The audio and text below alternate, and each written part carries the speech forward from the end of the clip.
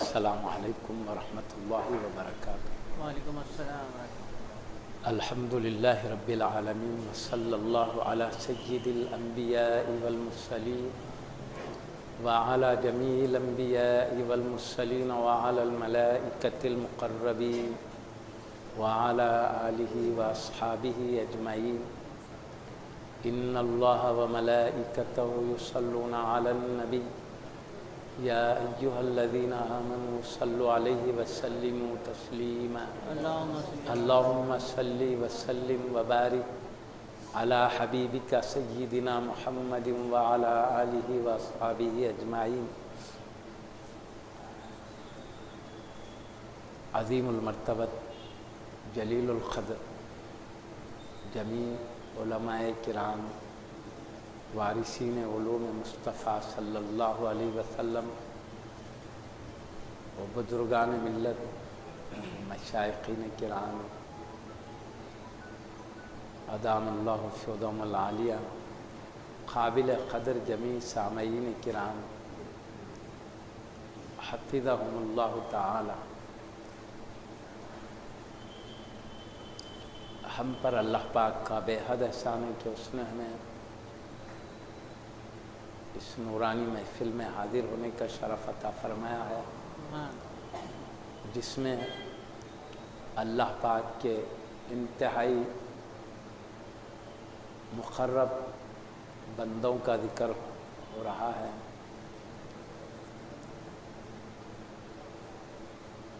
ابھی ہم اپنے ایک عظیم عالم جلیل حضرت علامہ حافظ مولانا فیض الدین صاحب قبلہ خطیب ذیشان کامل جامع نظامیہ دامت برکاتہم العالیہ سے ایک نورانی بیان سننے کا شرف حاصل کر رہے تھے۔ میں آپ کا زیادہ وقت لیے بغیر انشاءاللہ 9:30 بجے عشاء کی اذان ہوگی، اذان ہے، اذان سے ذرا پہلے ہی ہم اپنے بیان کو ختم کر دیں گے۔ یہ رجب المرجب کا وہ عظیم مہینہ ہے جس کی مختلف فضائل آئے ہیں، برکات ہے اس میں، لیکن اس کے ساتھ اس میں حضرت سیدنا امام جعفر صادق رضی اللہ تعالیٰ عنہ کی وصال شریف اس مہینے میں ہوا ہے، اور اسی مہینے میں حضرت سیدنا امیر معاویہ رضی اللہ عنہ کا بھی وصال شریف ہوا ہے، اور حضرت امیر المومنین خلیفہ رسول اللہ حضرت سیدنا علی مرتضیٰ حیدر کرار رضی اللہ تعالیٰ عنہ کی ولادت باسعادت اسی مہینے میں ہوئی ہے۔ اس طرح وصال شریف کا تعلق ہے، لیکن جو مشہور بزرگ ولادتیں جو مشہور ہے مسلمانوں میں، جو وصال شریف کے واقعات مشہور مسلمانوں میں ہے، اس لحاظ سے اس مبارک محفل میں کچھ حضرت سیدنا علی مرتضیٰ حیدر کرار رضی اللہ تعالیٰ عنہ کا ذکر شریف کرنے کا شرف بھی حاصل کیا جائے گا۔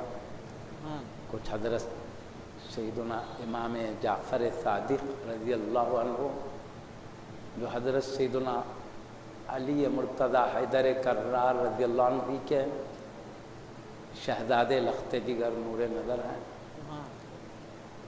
پھر اسی کے ساتھ کچھ حضرت سیدنا امیر معاویہ رضی اللہ تعالیٰ عنہ کا ذکر شریف مختصر طور پر عرض ہوگا۔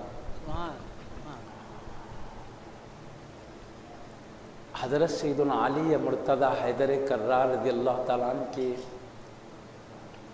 پاکیزہ سیرتیں ہیں، آپ کی لاجواب ادائیں ہیں، آپ کی بے مثل زندگی مبارک کسی مسلمان سے چھپی ہوئی نہیں ہے، مشرق سے مغرب تک، شمال سے جنوب تک، بلکہ زمین سے لے کر عرش الہی تک آپ کی عظمتیں، آپ کی خوبیاں، آپ کی پاکیزہ سیرت کے چرچے ہیں۔ زمین کے مخلوق سے ہٹ کر آسمان کے فرشتے بھی آپ کی عظمتوں سے واقف ہیں، آپ کے اونچے مرتبوں سے واقف ہیں، آپ کے کمالات سے بھی واقف ہیں، آپ کے کرامات سے بھی واقف ہیں، آپ کی بے مثال زندگی سے بھی واقف ہے۔ ایک ہستی کوئی چھپی ڈھکی ہستی نہیں ہے، کائنات میں واضح ترین ہستی ہے۔ اور فضیلت میں جیسا کہ ہمارے اہل سنت و جماعت کے بزرگوں نے واضح کر دیا ہے، دلائل کی روشنی میں، کہ آپ مرتبے میں انبیاء کرام علیہم السلام کے بعد اور تینوں خلفاء کے بعد پورے عالم میں سب سے اونچا مقام رکھتے ہیں۔ ملائکہ، بڑے درجے کے ملائکہ کو چھوڑ کر، ملائکہ کی یہاں بات نہیں ہے، بڑے درجے کے فرشتے، انبیاء کے بعد بڑے درجے کے فرشتوں کا مقام ہے، بڑے درجے کے فرشتوں کے بعد خلفائے راشدین کا مقام آتا ہے۔ جو علماء اہل سنت و جماعت نے، اولیاء نے بتایا ہے یہ ہے، اور اتفاقی بات یہ بھی ہے کہ جن کا جیسا مقام ہے خلافت اسی ترتیب سے ملی ہے۔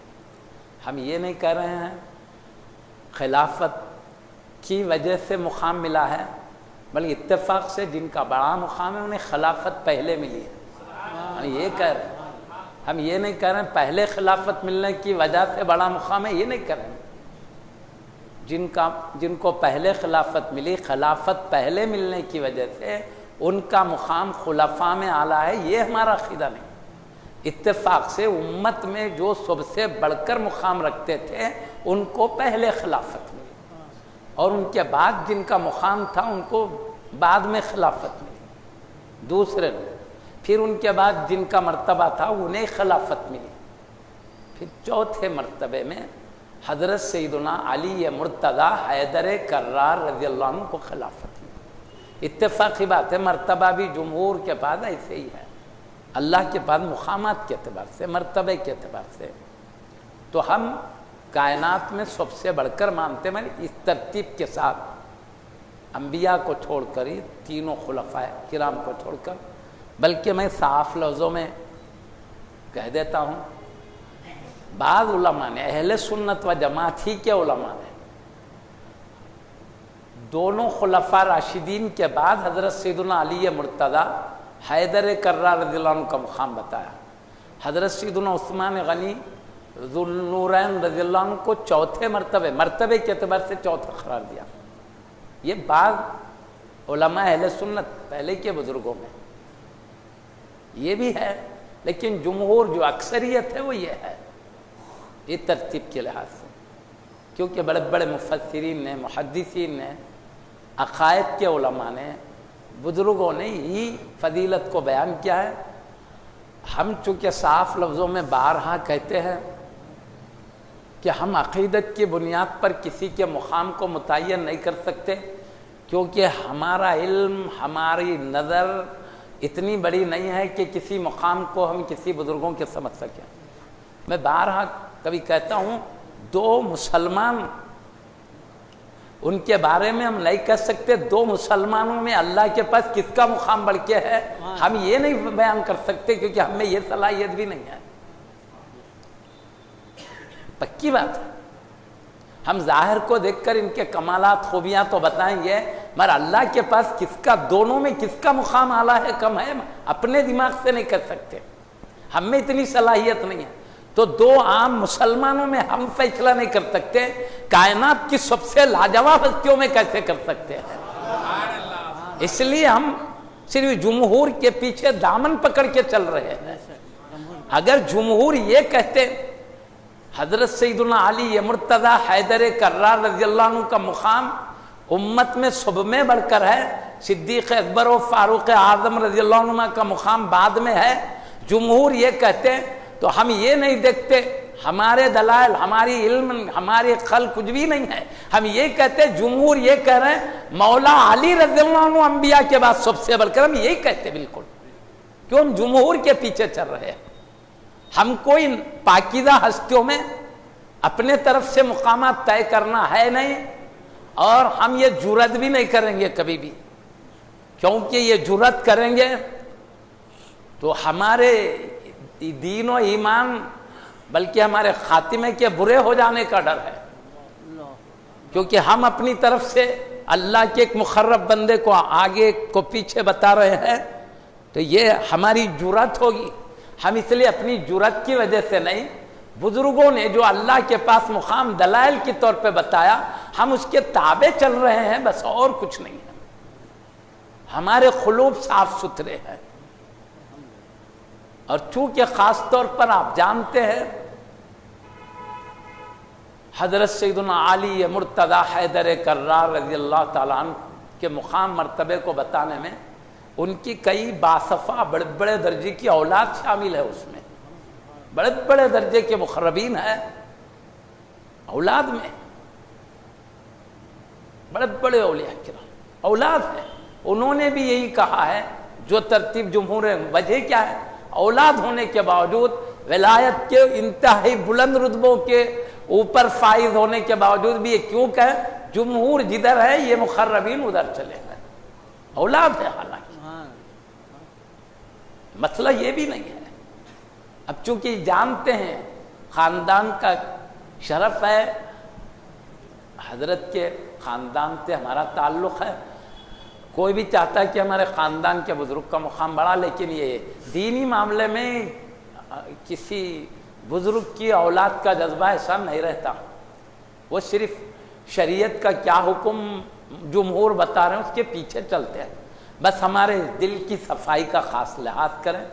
اور کوئی بھی اہل سنت و جماعت کے کوئی بھی بزرگ عام مومن تو ہے، بڑے بڑے بزرگوں میں دیکھو کسی نے بھی اہل بیت کرام کے ادب سے محروم رہنے والے کو مومن نہیں مانا ہے. جو بھی اہل بیت کرام سے بغض کیا، خصوصاً حضرت سیدنا علی مرتضی حیدر کرار رضی اللہ عنہ، حضرت سیدہ فاطمہ الزہرا بنت رسول اللہ رضی اللہ عنہا ہے، حسنین کریمین رضی اللہ عنہ، یہ دو پاکیزہ ہستیوں کے عظمت اور عفت والے شہزادگان ہیں. خصوصاً اللہ کے حبیب صلی اللہ علیہ وسلم نے ان کا نام لے لے کر شان و عظمت بیان فرمائے ہیں. اس لیے خاص طور پر ان کے دشمنی کرنے والوں کو منافق کہا گیا ہے. تو جتنے اہل سنت کے پیشوا ہے، رہنما ہے، سب نے یہی کہا ان پاکیزہ ہستیوں کو جو بغض رکھے، عداوت کرے، وہ منافق ہے. منافق ہی بغض رکھتا، مومن بغض نہیں رکھتا. مومن جو ہے محبت رکھتے ہیں، تعظیم ادب رکھتے ہیں.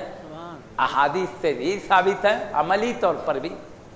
تو میرے کہنے کا مقصد اہل سنت کے بڑے بڑے پیشواؤں نے ترتیب میں تو کہا ہے سیدنا علی مرتضی حیدر کرار رضی اللہ عنہ کا مرتبہ چاروں خلفاء میں چوتھا ہے مرتبے میں. لیکن محبت ادب کی بات آئی تو کہے جو بھی بغض کرے وہ منافق ہی کہے، عداوت جو بھی کرے منافق ہی بولے. مرتبہ چونکہ جمہور کا معاملہ تھا، یہ چلے ہیں کئی بزرگوں، بلکہ یہ تو پاکیزہ ہستیاں ہیں، ائمہ اہل بیت کرام، وہ تو بڑے مقام مرتبے پر فائز ہیں. ان کی اولاد کی اولاد کی اولاد کی اولاد اب چلتے جاؤ، کتنے پشتوں کے بعد 14ویں صدی میں اولاد بنتی ہے آپ اندازہ کرو. آج 14ویں صدی تو کتنے پشتوں کے بعد یہاں اولاد آئی ہوگی، بیٹوں کے بیٹوں کے بیٹوں کے بیٹے. بلکہ قیامت تک جو سلسلہ چلتا رہے گا، قیامت تک ان کی اولاد، ان اولاد کی اولاد، ان اولاد کی اولاد، جو قیامت تک چلتا رہے گا. میں آپ کے سامنے خصوصاً تاجدار اہل سنت مجدد ملت حضرت سیدی شاہ امام احمد رضا قبلہ علیہ الرحمت و رضوان کا ایک ارشاد میں آپ کو بتاتا ہوں. اب سنیجیے. آپ فرماتے ہیں کیا، یعنی وہ تو ائمہ اہل بیت تو ہے، نیچے والے اولاد کی اولاد کی اولاد جو ہے، یعنی قیامت تک جو کچھ اولاد ہے ان کے بارے میں کیا درس دے رہے ہیں میں وہ بتا رہا ہوں. تو ائمہ کی شان کیا ہوگی اپنی جگہ، وہ تو اعلیٰ مقام ہے. نیچے کئی درجے کے بعد ہونے والی اولاد، ان کے بارے میں کیا عقیدہ سمجھا رہے، کیا درس دے رہے، میں آپ کو بتاتا ہوں. حضرت فرماتے ہیں کیا، سادات کرام چاہے کتنے بڑے بھی گناہگار ہونے دو، کتنے بھی بڑے گناہ، کتنے بھی بڑے گناہگار ہونے دو، اللہ تعالی ان کی گناہوں کی وجہ سے قیامت میں سزا نہیں دے گا. حضرت فرما رہے صبح ان کو معاف کر دے گا، سزا نہیں دے گا. اہل بیت کے ساتھ خاص جو اہل سنت کے ائمہ جو عقیدہ رکھتے ہیں، ان کا بطور نمونہ ایک ہمارے قریبی سمجھو 100-150 سال پہلے کے بزرگ ہیں، ہماری کیا رہنمائی کریں، کتنے بھی برے رہنے دو، اللہ پاک انہیں عذاب نہیں دے گا، کوئی بھی بڑا سا بڑا گناہ ان سے معاف فرما دے گا. عقیدہ بتا رہے اہل بیت کا مقام کیا ہے. یہ تو نیچے والے گناہگار بھی ہیں تو اوپر والوں کا، اور یہی نہیں، یہ بتاتے ہیں یہ قابل تعظیم بھی ہے، گناہوں کے باوجود قابل تعظیم ہے. میں بتا رہا ہوں آپ کو، گناہوں کے باوجود ہم ان کے عمل کو فسق کہیں گے، عمل فسق کا ہے، عمل کو فسق کہیں گے، لیکن شخصیت کا احترام کریں گے، ذات کا ادب کریں گے.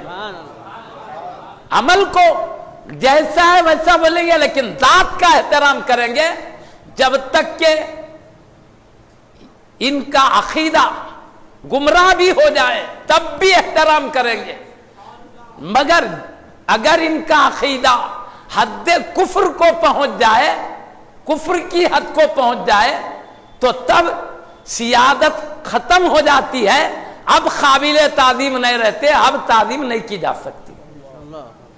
کب تک تعظیم کی بات کر رہے ہیں؟ گمراہ بھی ہو گئے، بد عمل بھی ہو گئے، گمراہ بھی ہو گئے، لیکن گمراہی حد کفر کو نہیں پہنچی ہے، تب بھی ان کی تعظیم کریں گے. عمل کو فسق کہیں گے، لیکن تعظیم اس لیے کریں گے کہ یہ نبی کی آل اور اولاد ہے، ذات کی تعظیم اور ادب کریں گے. سیدی تاجدار اہل سنت نے جو درس دیا میں بتا رہا ہوں آپ کو. ہاں البتہ حد کفر کو پہنچنے کے بعد سیادت ہاتھوں سے ختم ہو جاتی، نکل جاتی، تو تب ادب کرنا جب حرام ہو جاتا ہے، بولے حرام ہے اس وقت جب عقیدہ بدعقیدگی یہاں پہنچ جائے، حد کفر میں گھس جائے، تو تب یہ بات بول رہے ہیں. ورنہ اس وقت تک کتنے بھی بڑے گناہگار ہو، اللہ ان کو عذاب نہیں دے گا. اس کی تائید میں حدیث بھی سنا رہے ہیں، اللہ عذاب نہیں دے گا. کیسے حدیث سنا ہے معلوم؟ پیارے نبی کی عظمت و رفت والی بیٹی، تمام جنتی عورتوں کی سردار حضرت سیدہ فاطمہ الزہرا رضی اللہ عنہ کا نام فاطمہ اسی لیے پڑا ہے. فاطمہ کا مطلب ہی یہ ہے کہ اللہ تعالیٰ، پیارے نبی فرماتے ہیں کہ اللہ فاطمہ کو اور فاطمہ کی قیامت تک کی نسل کو آگ حرام کر دیا ہے. حدیث کو بھی نقل ملا ہے. جب آتش دوزخ حرام ہے تو معلوم ہے بڑے بڑے گناہ معاف ہے. یہ ہے، یعنی اللہ معاف کر دے گا قیامت میں. میرے کہنے کا مقصد کیا ہے؟ جو درجے خلفاء راشدین کرام کے ترتیب سے وہ تو بتا رہے ہیں، اس کے ساتھ ان کا احترام، ان کا ادب، ان کی تعظیم جس طریقے سے قلوب میں منور اور روشن ہے، ذرا ان کا بھی اندازہ آپ دیکھ لیجیے. میں آپ کو پورے چاروں ائمہ مجتہدین سب اہل بیت کی انتہا درجے عظمت اور عفت کا چراغ روشن تھا، ہر ایک نے عظمت بتائی ہے، لیکن میں آپ کو حضرت سیدنا امام شافعی رضی اللہ تعالیٰ عنہ کے ایک ساتھ مختلف اشعار اہل بیت کی شان میں ہیں، میں وقت بچانے کے لیے اس میں کہ چند باتیں، وہ بھی شعر نہیں، اس کا مطلب عرض کر دیتا ہوں۔ حضرت نے فرمایا کیا؟ اہل بیت نبی میرے نجات اور میری شفاعت کا وسیلہ ہے، فرمایا۔ کون؟ امام شافعی رضی اللہ عنہ۔ اہل بیت نبی میری نجات اور میری شفاعت، میری کامیابی کا ذریعہ ہے اہل بیت کرام۔ اور فرماتے ہیں آپ، جب ہم حضرت سیدنا علی مرتضی حیدر کرار رضی اللہ عنہ، حضرت سیدہ فاطمۃ الزہرا رضی اللہ عنہ اور ان کے پاکیزہ شہزادگان سیدنا امام حسن، سیدنا امام حسین رضی اللہ عنہما کی شان بیان کرتے ہیں تو ہم کو رافضی کہا جاتا ہے۔ حضرت امام شافعی کا ارشاد سنو، تو ہم کو رافضی کہا جاتا ہے، لیکن ہرگز نہیں، آپ فرماتے ہرگز نہیں، آپ فرما رہے میں نہ رافضی عقیدہ نہ رافضی ایمان رکھتا ہوں، رافضیوں کی طرح میرا عقیدہ نہیں ہے، رافضیوں کی طرح میرا ایمان نہیں۔ مطلب کیا؟ ہماری شان اہل بیت کی عظمتوں کو بیان کرنا ہے، صحابہ کی توہین کرنا نہیں ہے، یعنی رافضیوں کا طریقہ صحابہ کی توہین ہے، ہم اس میں ملوث نہیں ہیں، ہم صرف اہل بیت کی عظمتیں بیان کرتے ہیں۔ اگر صرف اہل بیت کرام کی عظمتیں بیان کرنا یہ رفض ہے تو ثقلین گواہ ہو جائے، جنات و انسان کے دونوں گرو گواہ ہو جائے کہ ہم رافضی ہیں۔ حضرت فرما رہے اگر اہل بیت کی عظمت و محبت شان کو اپنانا، یہ بیان کرنا، اگر یہ رافضی عقیدہ ہے تو اے جناتوں کی جماعت گواہ ہو جاؤ، اے انسانوں کی جماعت گواہ ہو جاؤ میں رافضی ہوں۔ مطلب کیا؟ اہل بیت کی محبت عظمت یہ رفض نہیں ہے، یہ تو اہل سنت کی علامت ہے محبت کرنا۔ یہ رفض کیا ہے؟ صحابہ کی توہین ہے، یہ مطلب ہے شعروں کا۔ ہم توہین صحابہ کی نہیں کرتے، اہل بیت کی عظمت بیان کرتے، ان کی عظمت و محبت کو سینے میں روشن رکھے، انہی پر ہم اعتماد رکھتے ہیں۔ قیامت کے دن اللہ تعالیٰ ان کی برکت سے ہمیں کامیابی عطا فرمائے گا۔ حضرت کے ارشادات اور اس کے ساتھ فرماتے ہیں، اور جب ہم حضرت صدیق اکبر رضی اللہ عنہ کی فضیلت بیان کرتے ہیں تو ہم کو ناصبی کہتے ہیں لوگ، اہل بیت کی شان بولے تو بعض لوگ ہم کو کیا رافضی کہتے ہیں، اور ہم جب صدیق اکبر رضی اللہ عنہ کی فضیلت بیان کریں تو ہم کو ناصبی کہتے ہیں۔ تو اگر صدیق اکبر رضی اللہ عنہ کی فضیلت بیان کرنا رفض ہے اور سیدنا علی مرتضی رضی اللہ عنہ کی شان بیان کرنا،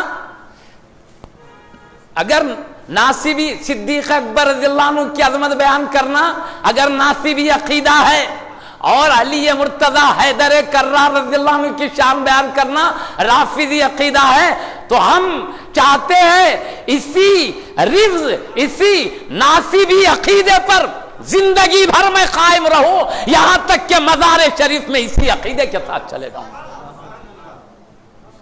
آپ فرماتے ہیں صدیق اکبر رضی اللہ عنہ کی فضیلت بیان کرنا یہ ناصبی عقیدہ نہیں، اہل بیت کی توہین یہ ناصبیوں کا عقیدہ، صدیق اکبر کی عظمت بیان کرنا نہیں، اور اہل بیت کی عظمت بیان کرنا یہ رفض نہیں، صحابہ کی توہین یہ رفض ہے۔ تو آپ فرماتے ہیں نہ ہم رافضی عقیدہ رکھتے ہیں نہ ناصبی عقیدہ رکھتے ہیں، ہم تو اہل سنت کا پاکیزہ عقیدہ رکھتے ہیں، دونوں کی عظمتوں کو لے کر چلتے ہیں چاہے لوگ ہم کو کچھ بھی بولے۔ یہ بات سمجھ گیا؟ اور سارے ائمہ کرام اسی انداز کی بات کر رہے ہیں۔ حضرت سیدی امام مجدد الفسانی شیخ احمد फारूकी सरहिंदी क़िबला रज़ी अल्लाह अन्हु का कलाम पढ़ लो आप, या हज़रत सईदी अब्दुल वहाब शेरानी रज़ी अल्लाह ताला अन्हु का कलाम पढ़ लो आप, या हज़रत इब्ने हजर हैसमी रज़ी अल्लाह ताला अन्हु का कलाम पढ़ लो, बड़े बड़े मुहद्दिसीन का पढ़ो या औलिया किराम का पढ़ो, मुफस्सिरीन का पढ़ो। हर एक यही कहते हैं कि हमारे पास अहले बैत काबिल एहतराम है, इनकी तौहीन हमारे पास गुमराही है, इनकी बेअदबी गुमराही है, और इसके साथ सहाबा की ताज़ीम ये हिदायत है, इनकी तौहीन गुमराही है। अहले सुन्नत की शान यही है कि दोनों की अजमतों का चिराग रोशन रखकर आगे बढ़ते रहे। सारे बुजुर्गों ने यही फरमाया।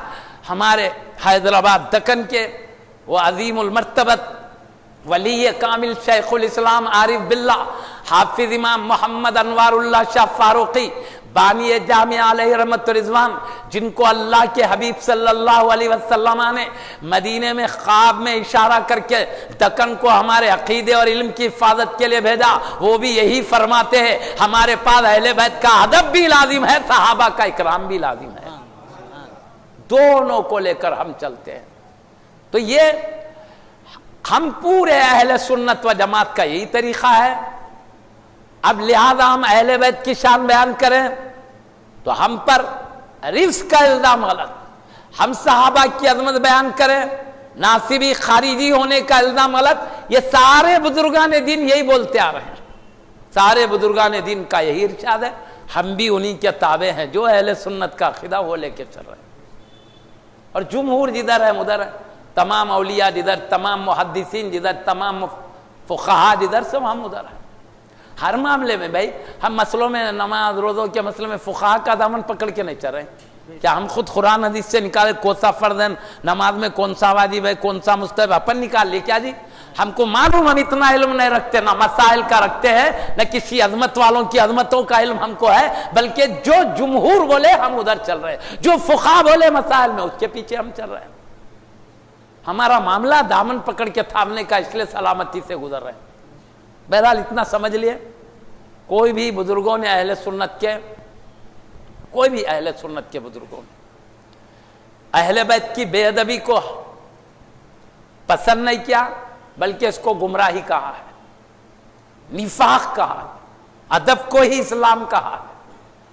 अब जो अदब को इस्लाम कह रहे हैं, के साथ सहाबा का अदब क्योंकि हमारे पे वो भी ज़रूरी है, अब ये ज़रूरी करे तो खैर। बहरहाल हज़रत सैयदुना अली मुर्तज़ा हैदर कर्रार रज़ी अल्लाह ताला अन्हु को प्यारे नबी ने कई कई अज़मतें बयान फरमाई, कई कई शान। हम वो तमाम शान जो अहादीस में आए हैं, मन कुन्तु मौलाहु फ़अलियुन मौला, प्यारे नबी ने फरमाया मैं जिसका मौला हूँ अली उनके मौला। पूरे अहले सुन्नत ने इसको अपनाया और यही कहते हैं सैयदना अली मुर्तज़ा को मौला अली कहते हैं, क्योंकि प्यारे नबी ने मौला कहा, हम भी मौला कहते हैं। कभी प्यारे नबी की किसी अजमत वाले कलिमात से अहले सुन्नत के छोटे भी इनहराफ नहीं किए हैं, बड़े भी नहीं किए। तो मेरे कहने का मतलब जहां हमको अहले बैत किराम की अजमतें लाजिम है, वहीं पर सहाबाए किराम की अजमतों को साथ लेकर चलने पर अहले बैत की दुश्मनी समझना ये गलत है नजरिया।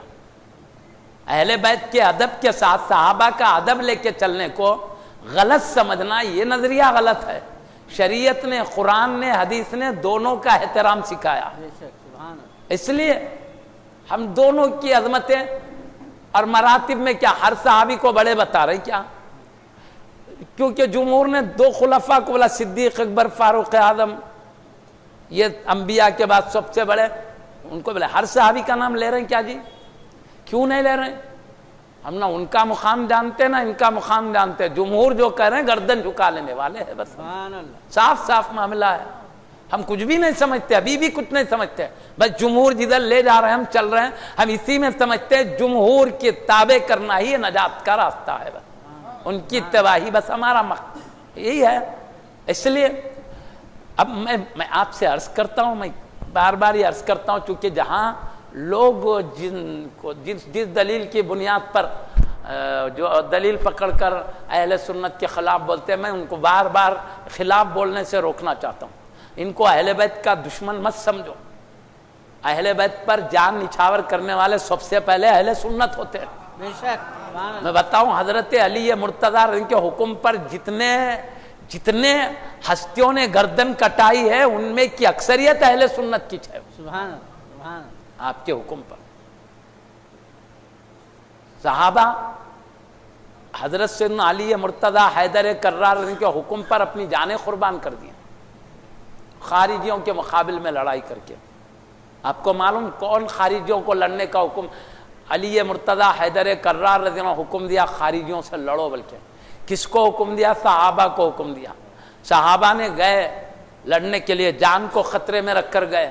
تو کن کے حکم پر گئے؟ مولا علی رضی کے حکم پہ گئے نہیں گئے؟ تو جو ان کے حکم پر جان قربان کرنے تیار ہے ان کے دشمن کیسے ہو سکتے وہ بتا رہا ہوں میں.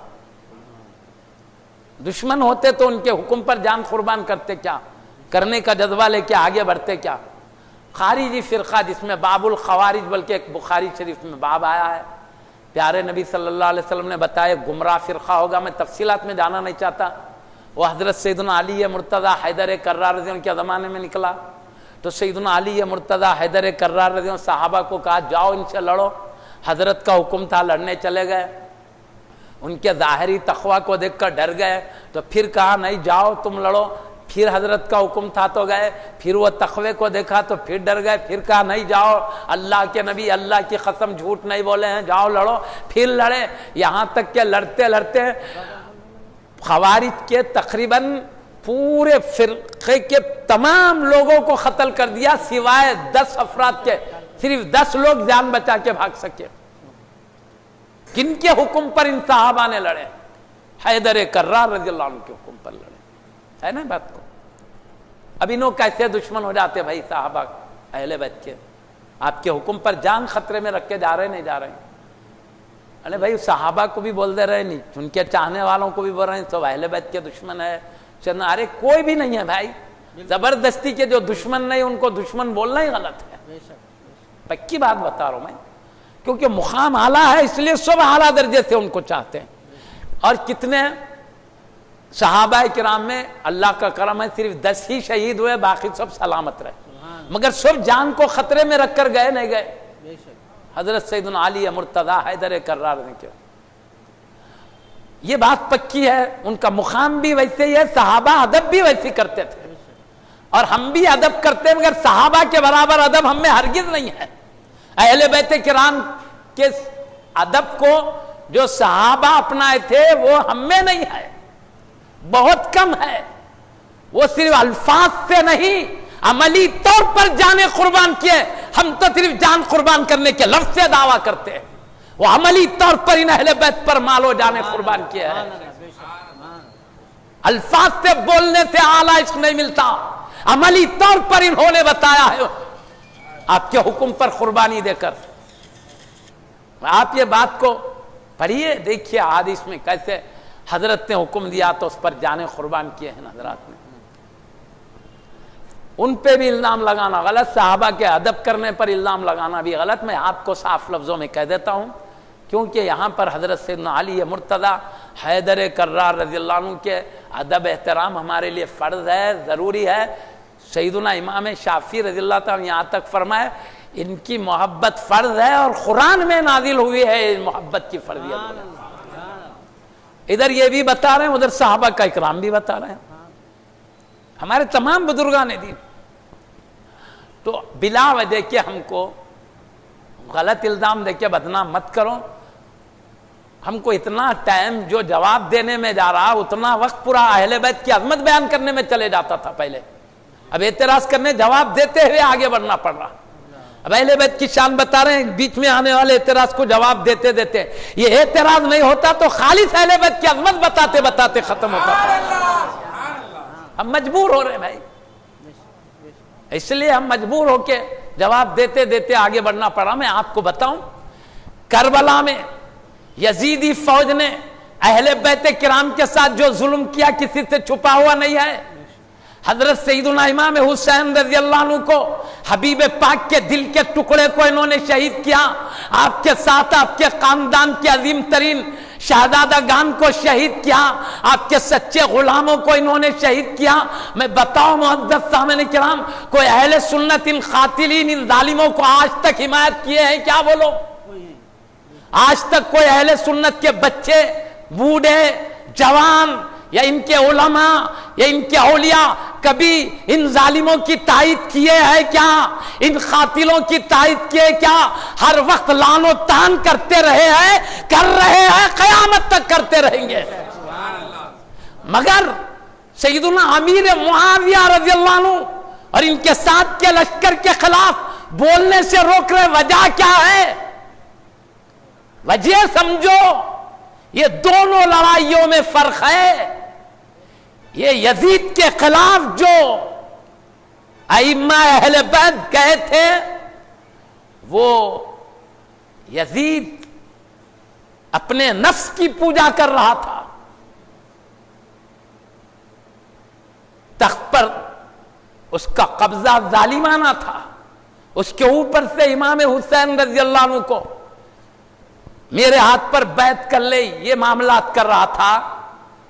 اور اس سے دین کو جو خطرہ تھا، دین کی جو تباہی تھی، وہ احادیث میں موجود ہے. اس کے اوصاف امام حسین رضی اللہ عنہ جانتے تھے. آپ یہ جانتے تھے کہ اس کے ہاتھ پہ بیعت کریں گے تو پورا دین برباد ہو جائے گا. تو یزید نفس کی لڑائی کر رہا تھا، امام حسین دین بچانے کے لیے مقابل میں کھڑے ہوئے تھے. اس لیے امام حسین رضی اللہ عنہ حق پر تھے، یزید ظلم پر تھا. ظلم کے خلاف آپ کا ثابت قدم رہ کر اس کے مقابل میں جان کی قربانی دے دینا، یہ شہادت کے انتہائی اعلیٰ مقام تک پہنچایا. آج یزیدیوں کو آج تک بھی لعنت ملامت کی جا رہی ہے اور قیامت تک کی جاتی رہے گی. حضرت سیدنا علی اصغر شہزادے معصوم بچے تھے، میں ان کے حلق پر تیر چلایا گیا. ناخ کے خاندان کے شہزادگان پر تیر و تلوار کی برسات کی گئی، ظلم کی انتہا کی گئی.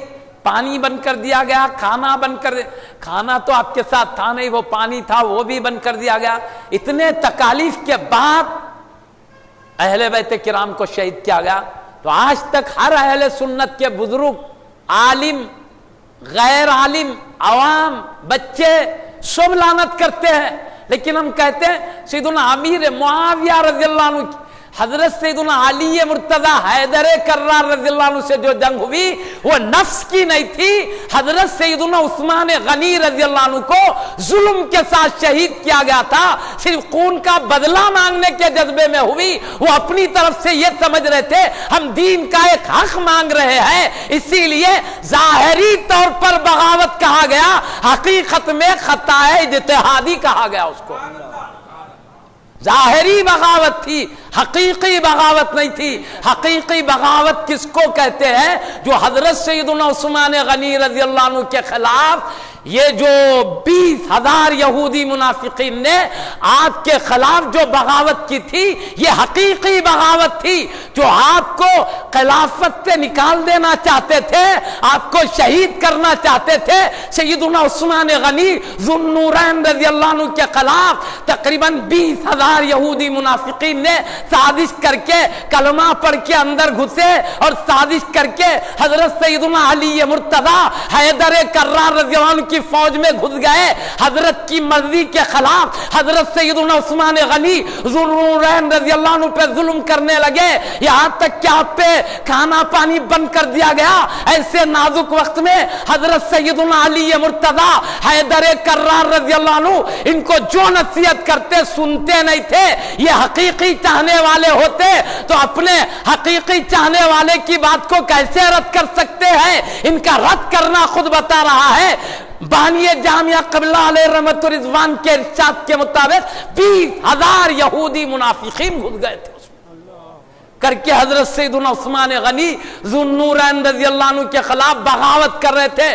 آپ کو جمہور مسلمانوں نے امیر مانا تھا تو یہ اس کے خلاف یہ حقیقی بغاوت تھی، کیونکہ نفس پرستی تھی، ایک حق کے خلاف تھی۔ اسی لیے تو حضرت سیدنا علی مرتضی حیدر کرار مولا علی رضی اللہ عنہ کو یہاں تک مجبور ہونا پڑا کہ اپنے دو شہزادگان حضرت امام حسن حضرت امام حسین رضی اللہ عنہ کو سیدنا عثمان غنی رضی اللہ عنہ کی جان کی حفاظت کے لیے گھر کے دروازے پہ کھڑا کر دیا تھا۔ اب اس سے اندازہ کرو کہ کتنا بڑا ظلم عثمان غنی ذو النورین رضی اللہ عنہ پہ ہوا۔ وہ تھی حقیقی بغاوت، یعنی ہر دھرمی نفس کی خواہش، حق کے خلاف بولنا۔ یہاں امیر معاویہ رضی اللہ عنہ کا معاملہ سیدنا علی مرتضی کی ذات کے خلاف، ان کی خلافت کے خلاف نہیں تھا، ان کو خلیفہ برحق سمجھتے تھے، لیکن عثمان غنی ذو النورین رضی اللہ عنہ کو باغیوں نے جو ظلم کر کے شہید کیا، ان باغیوں کا بدلہ چاہتے تھے، اور یہ چاہتے تھے اسلام کا حکم ہے قتل کا بدلہ قتل، آپ یہ قاتلوں کو قتل کیجئے۔ یہ معروضہ کر رہے تھے، یہ معروضہ کرنا ان کے نزدیک ایک حق کے طلب کرنے کے جذبے میں تھا، بغاوت کا حقیقی جذبہ نہیں تھا۔ اسی لیے دکھنے میں بغاوت ہے، حقیقت میں جذبہ حق، دین کا حق مانگنا تھا۔ اس لیے سیدنا امیر معاویہ رضی اللہ عنہ، ان کے ساتھ جتنے بھی ساتھی ہیں ہزاروں، سب کے سب عثمان غنی ذو النورین رضی اللہ عنہ کے خون کا بدلہ مانگنے کے جذبے میں تھے، اور حضرت سیدنا علی مرتضی حیدر کرار رضی اللہ عنہ کی مجبوری کو نہیں سمجھ رہے تھے۔ حضرت سیدنا علی مرتضی حیدر کرار رضی اللہ عنہ کو سارے اہل سنت کے علماء، اولیاء، محدثین، مفسرین، فقہاء، بزرگوں نے یہ کہا اس میں آپ حق پر تھے۔ حق پر اس لیے تھے خون کا بدلہ لینے کے لیے قاتلین کو دلائل سے جاننا ضروری تھا۔ اب جب قاتلین کے جاننے کی بات آئی، کس نے شہید کیا، گھر میں پیچھے کی دیوار پر چڑھ کر چھت توڑ کے کود کے شہید کیا گیا، تو اب کس نے شہید کیا وہ مسئلہ تھا۔ تو سیدی بانی جامعہ قبلہ علیہ رحمت و رضوان نے لکھا ہے، جب آپ پوچھتے کہ کس نے شہید کیا تو 20,000 یہودی منافقین ہاتھ اٹھا کر کہتے تھے کہ ہم نے شہید کیا۔ تو یہ وجہ تھی آپ کو صحیح قاتل کا پتہ نہیں چل رہا تھا۔ دوسری بات، اتنے لوگ اس میں گھس گئے تھے نفاق کے، یعنی اسلامی چادر اوڑھ کر، اس کی وجہ سے حضرت سیدنا علی مرتضی حیدر کرار رضی اللہ عنہ کو قاتلین کا پتہ نہیں چل رہا تھا، اور قتل کی سزا دینے میں یہ دشواریاں تھی۔ اس لیے حضرت سیدنا علی مرتضی حیدر کرار رضی اللہ عنہ جانتے بوجھتے خاموش نہیں تھے۔ اسی لیے آپ کو جب دلیل سے معلوم ہو جائے، قاتلین کا پتہ چل جائے، جب آپ اس کا بدلہ لینے کا حکم نافذ کر سکتے تھے۔ آپ کی مجبوری کو یہ حضرات صحابہ دیگر نہیں سمجھ رہے تھے، اس لیے یہاں حق حضرت سیدنا علی مرتضی حیدر کرار رضی اللہ عنہ کے ساتھ تھا، لیکن ان کا خون کا بدلہ مانگنے والے ان سے خطا یہ ہو رہی تھی، وہ یہ سمجھ رہے تھے کہ سیدنا علی مرتضی حیدر کرار اتنے بڑے عظیم خلیفہ کے خون کا بدلہ لینے میں کوشش نہیں کر رہے سمجھنا یہ خطا تھی۔ تو کوشش کرانے کے جذبات میں یہ آگے بڑھ رہے تھے، کہہ رہے تھے جب تک آپ بدلہ نہیں لیں گے ہم آپ کے ہاتھ پر بیعت نہیں کرتے۔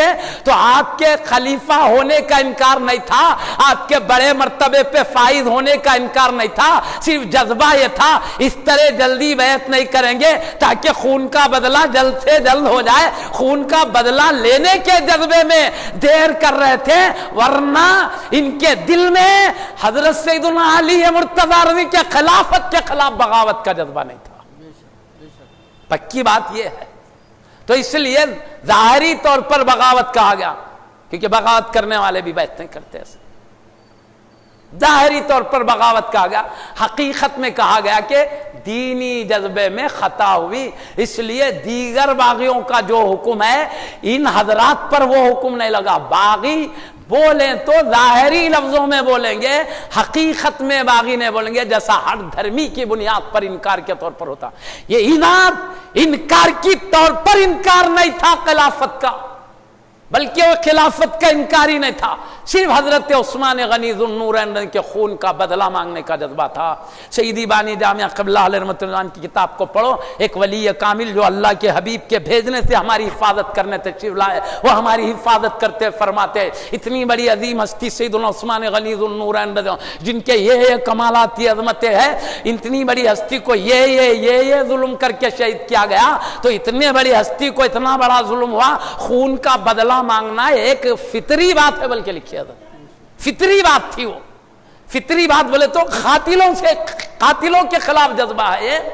हजरत सैयदना अली मुर्तज़ा रहेंगे, इसीलिए सारे उलमा सारे औलिया इस मामले में जो लड़ाई हो गई, हजरत सैयदना अली मुर्तज़ा ये समझ के लड़ रहे थे हमारे खिलाफ बगावत हो गई है, इसलिए लड़ना हमारे लिए शरीयत का हुक्म है, जंग करना शरीयत का हुक्म है कि बगावत के खिलाफ जंग करो। आप यही समझ रहे थे कि ये बगावत हुई है, जंग करना हमारा हक है, ये शरीयत का हुक्म समझ के जंग कर रहे थे, और वो ये समझ के खून का बदला मांगना ये भी शरीयत का हुक्म है, हम भी शरीयत का हुक्म मांग रहे। दोनों का जज्बा भी शरीयत था, यजीद की तरह नफ्स नहीं था। इसलिए यजीदी फौज और इमाम हुसैन रज़ी अल्लाह अन्हु दोनों का मामला अलग है, और हैदर कर्रार रज़ी अल्लाह अन्हु अमीर मुआविया रज़ी अल्लाह की लड़ाई का मामला अलग किस्म का है। इसलिए वहां कोई अहले सुन्नत ने माफी नहीं दिया है, और यहां माफी नहीं, दीनी जज्बा था। इसलिए हमको प्यारे नबी पहले इशारे कर चुके थे, इनका अदब करो, एहतराम करो, ताजीम करो, बेअदबी मत करो। इसलिए शरीयत के प्यारे नबी के हुक्म के मुताबिक दोनों में फर्क समझ गए ना आप हजरत, ये लड़ाई में वो लड़ाई में फर्क है। इसलिए हमारे गाज़ी मिल्लत मुफक्किर इस्लाम हजरत सैयदी अल्लामा हाशमी मियाँ क़िबला जो शहज़ादे अली मुर्तज़ा भी है, शहज़ादे हसनैन करीमैन भी है, हबीब पाक के नवासे हैं। आप फरमाते हैं वो बात याद रखिए, हम उनसे सुलह नहीं करेंगे जिनसे इमाम हुसैन रज़ी अल्लाह अन्हु ने जंग किया था, और हम उनसे जंग नहीं करेंगे जिनसे हमारे जद्द अमजद इमाम हसन रज़ी अल्लाह अन्हु ने सुलह किया था। हम अपने अजदाद किराम के तरीके पर चलेंगे। हमारे जद्द अमजद इमाम हुसैन रज़ी अल्लाह अन्हु ने यजीद से मुसालहत नहीं की, हम भी यजीद से मुसालहत नहीं करेंगे, और हमारे जद्द अमजद इमाम हसन रज़ी अल्लाह अन्हु ने अमीर मुआविया रज़ी सुलह की, हम उनसे जंग नहीं करेंगे। हमारे अजदाद के तरीके के ताबे हम रहेंगे। बल्कि आप पढ़ें तो हैरत में पड़ जाएंगे, इमाम हसन रज़ी अल्लाह अन्हु का पहले से मिजाज मुसालहाना था। जब आप बैत कर रहे थे तभी बोले देखो मैं जब जिससे सुलह करूं तुम भी करना, जिनसे मैं जंग करूं तुम भी। जब भी ये जो लड़ाकू मिजाज के लोग थे ना, जो घुस गए थे, वो लोग पहले ही समझ गए क्या इनका मामला सुलह का दिख रहा, बच के रहो। पहले से चीमी गोया कर रहे थे, इनको पसंद नहीं था सुलह।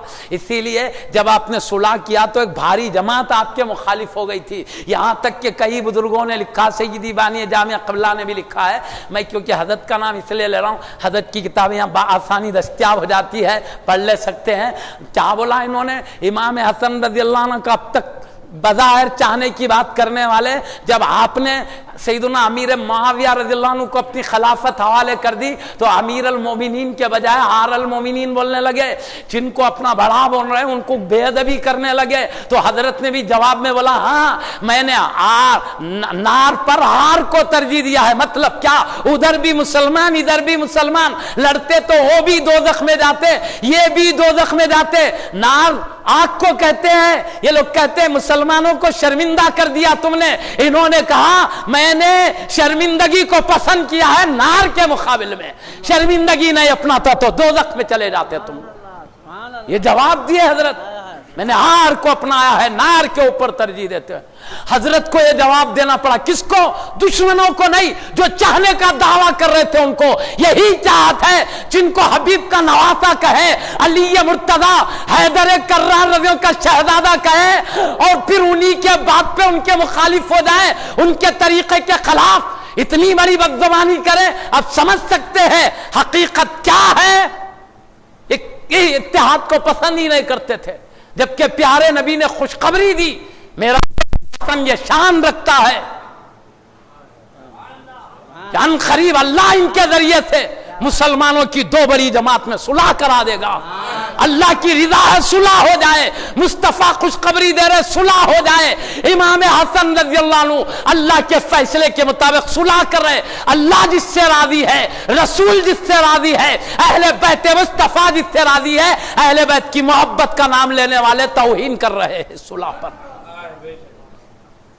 یہ اہل بیت کی محبت ہے, یہی اللہ رسول کا احترام ہے, ان کی تعظیم ہے. اللہ رسول جس کی بشارت دے اس کے خلاف ہمارے جذبات ہو. اسی لیے اہل سنت کے کوئی عالم نے, کوئی ولی نے اس قسم کی باتیں نہیں کی ہے, دعوے نہیں کی. حقیقی محبت ہے اہل سنت میں. ہمیں دعوے کرنے کی ضرورت نہیں. دعویٰ وہ کرتا ہے جس کو محبت بتانا مقصود ہو. ہم مقصد بتانا نہیں چاہتے محبت کو, ہم حقیقی محبت رکھنا چاہتے ہیں دل میں. ہم کو دلائل دینے کی ضرورت نہیں ہے. ہمارا معاملہ دل سے ہے. اللہ ہمارے دلوں کو جانتا ہے. ہم کو کسی کو بتانا نہیں ہے. اللہ رسول جتنا دل کو جانتے ہیں. ہم کو عوام کو دکھانا نہیں ہے. عوام ظاہر کو دیکھتے ہیں. ہم کو اللہ رسول کو بتانا, ہم کو بتانے کی ضرورت ہی نہیں. محبت ہے نہیں.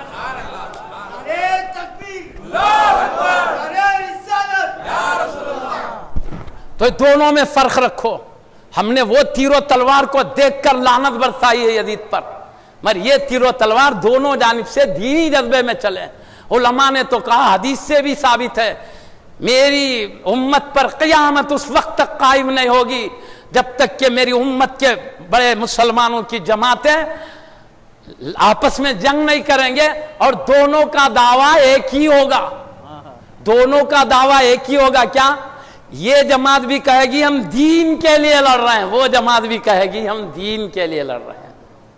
اسی لیے تو امام حسن رضی اللہ عنہ بھی جانتے تھے کیا کہ یہ ہماری ذاتی دشمنی میں نہیں, عثمان غنی کی محبت میں آگے بڑھ گئے. اسی لیے آپ جانتے تھے ایسے نہیں جیسے کہ امیر معاویہ کو آج بتایا جاتا رضی اللہ تعالیٰ عنہ کو, ویسے ہوتے تو جیسے آج بتایا جا رہا حضرت امیر معاویہ رضی کی شان کو, ایسے اگر ہوتے تو مکہ مدینہ کی خلافت امام حسن رضی اللہ عنہ جیسے نبی کے حال حوالے نہیں کرتے.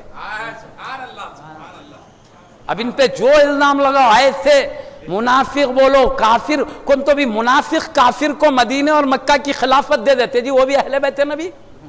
سمجھنے کی بات ہے نہیں, ان سے بڑھ کر ہم سمجھ رہے ہیں.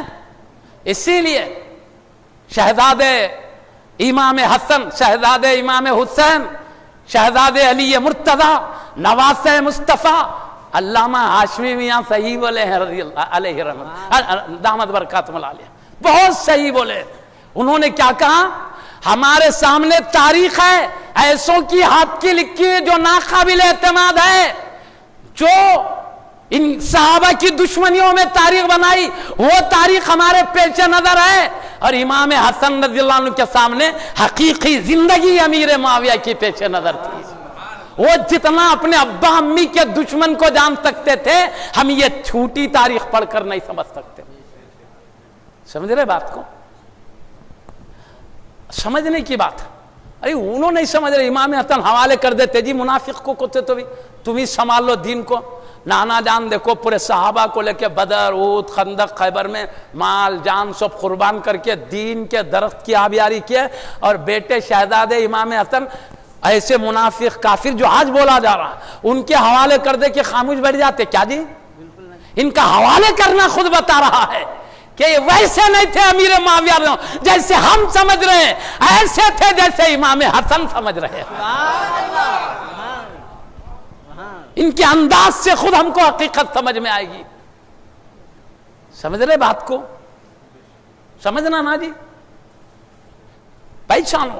میں اس لیے بول رہا ہوں آج ہم اہل بیت کی تعظیم بتانے جا رہے ہیں, یہ سب جواباں دیتے گزرنا پڑا. ہم اتنی تعظیم بتائیں, آگے چل کر پھر بے ادبی ہو. تعظیم مان کے کیا فائدہ جس میں صحابہ کی بے ادبی ہو؟ ایسی اہل بیت کی تعظیم اللہ کی دربار میں قبول ہی نہیں ہے,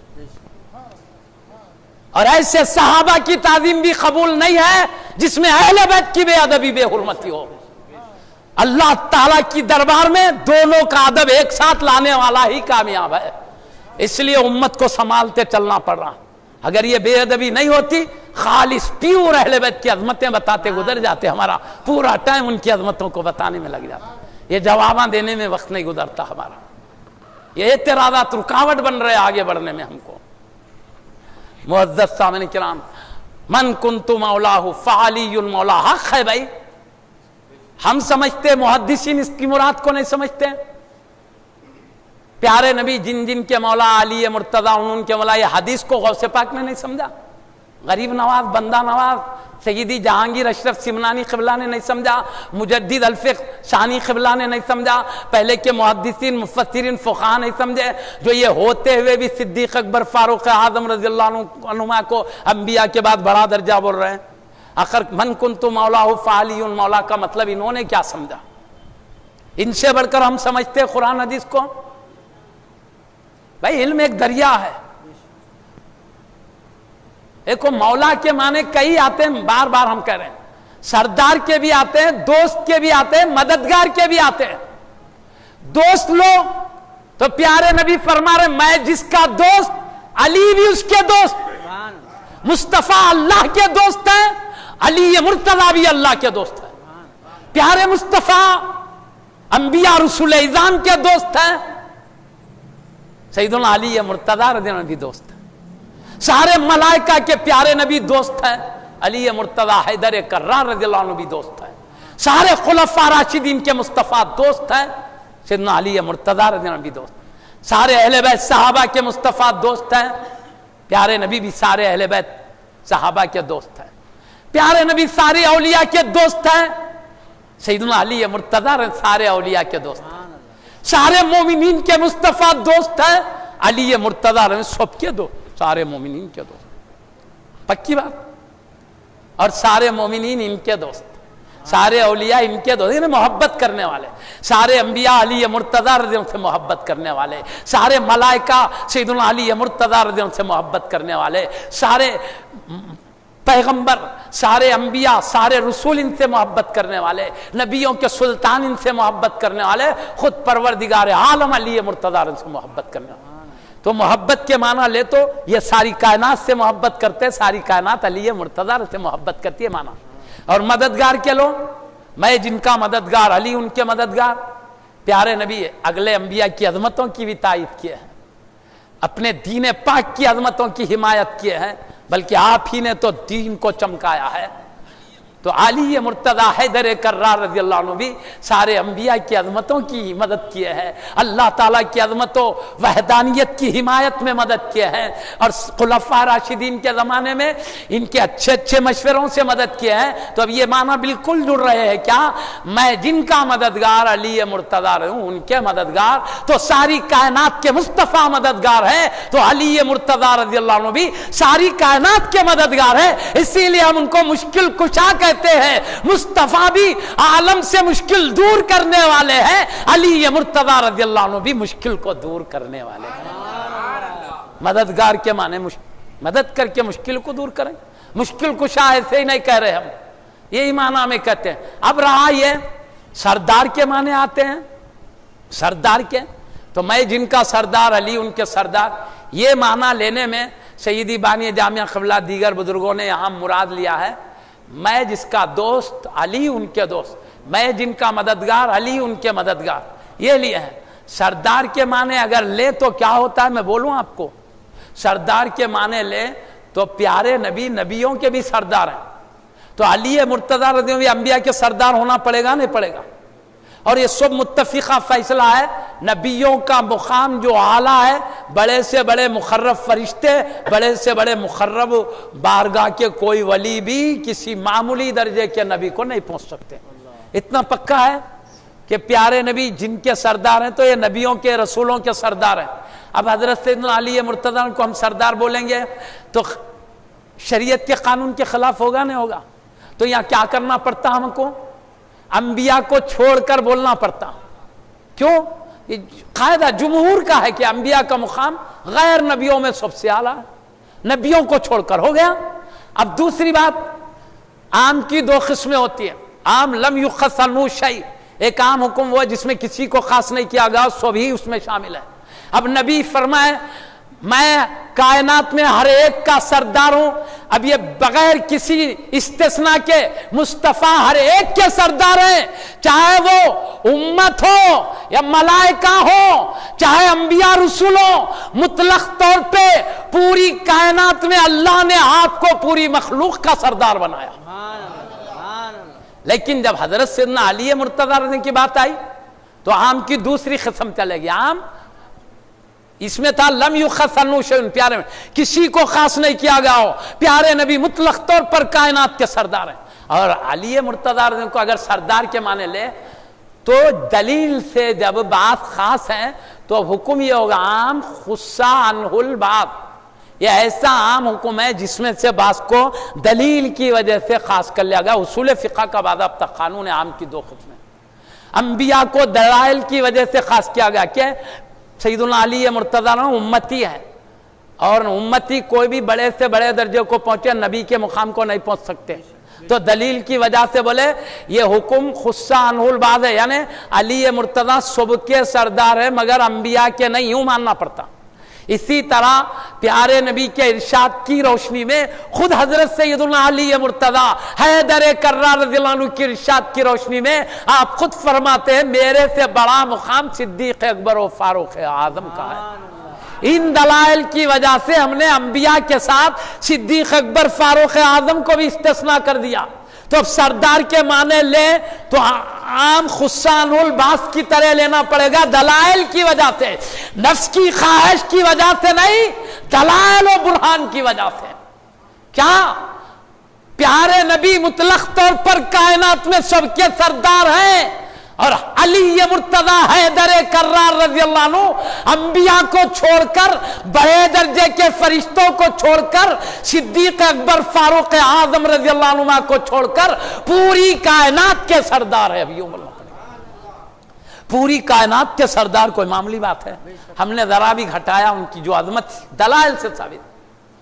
پورے اولیاء جدھر, علماء جدھر, محدثین, ہم وہی بات کر رہے ہیں. اور وہ بھی بار بار کہہ دیا ہمارے علم کی بنیاد پر نہیں, بزرگوں نے فیصلہ کیا, اس وجہ سے ہم دلیل بھی بزرگوں کے ارشاد کی وجہ سے دلیل پیش کر سک رہے. اگر یہ ارشاد نہیں ہوتا تو ہم کسی چیز کو دلیل بھی نہیں بناتے. وہ بہتر جانتے اس کی کیا مراد ہے آیات حدیث کی, بلکہ چھوڑ دیتے تھے ہم. ان کے ان قانونوں کی وجہ سے ہم کو یہ دلائل پیش کرنا پڑا. سمجھ گئے نا بات کو آپ حضرات؟ یہ ہے بھائی پورے اہل سنت کے بزرگان دین ہے. اس میں محدثین لو, مفسرین لو, مجتہدین فقہاء لو, چاہے اولیاء کرام کی کوسی بھی سالکین لو, مجذوب لو, ابدال لو, اختاب لو, اغواز لو, افراد لو, نجبا لو, اوتاد, جتنے بھی ہیں سب یہی متفق ہے بھائی. ایسا نہیں ہے شریعت والے وہ لیتے ہیں, طریقت والے پہلے یہ بات بتائے ہیں, شریعت والے بعد میں بتائے ہیں. پکی بات ہے اندر کی. ہمارے بول لینے سے کوئی بات نہیں ہو جاتی, حقیقت کچھ اور ہے, اندر ہے سب. کتابیں ایک سے بڑھ کر یہاں سب بتانے کا وقت نہیں ہے. تو معزز سامعین کرام, ہم حضرت سیدنا علی مرتضیٰ حیدر کرار رضی اللہ عنہ کو پوری کائنات میں سب سے اونچا جانتے, دلائل سے جن کو استثناء کیا گیا, انبیاء اور صدیق اکبر فاروق. اور یہ لڑائی جو امیر معاویہ رضی اللہ عنہ سے ہوئی, وہ امیر معاویہ سیدنا علی کی ذات کی دشمنی میں لڑے. عثمان غنی رضی اللہ عنہ کو بغاوت کر کے جنہوں نے شہید کیا, ان باغیوں کا بدلہ لینے کے لیے لڑے. باغیوں میں بھی جو قاتلین ہے, سمجھے, عثمان غنی سے بغاوت کرنے والوں کو کبھی کچھ کیوں نہیں بولتے جی؟ عثمان غنی سے کوئی دشمنی ہے کیا؟ ان سے کیوں بغاوت کیے؟ یہ منافقین کبھی کیوں نہیں بولتے آپ؟ یہ جو نہیں بولنے والے کیوں نہیں بولتے؟ عثمان غنی سے کوئی قصور ہوا ہے؟